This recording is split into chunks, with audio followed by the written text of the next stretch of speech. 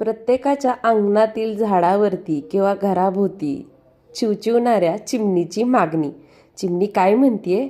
माझ्यासाठी एवढं कराल का? उन्हाळा सुरू झाला आहे, आम्हालाही तहान लागते. आम्ही पाणी घेऊ शकत नाही आणि मागूही शकत नाही, पण तुम्ही तुमच्या घराबाहेर मोकळ्या जागेत किंवा गच्चीवर एखाद्या भांड्यात पाणी ठेवाल तर ते पाणी पिऊन आम्ही तहान भागवू शकतो. किती छान आहेत ना या गोड अशा चिवताईच्या मागण्या.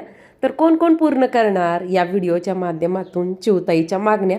मी तर 20 मार्च जागतिक चिमणी वाचवा दिनानिमित्त इथं माझ्या पारिजातच्या झाडाला मस्त असं एक चिमणीसाठी बाथटब तयार केलं आहे.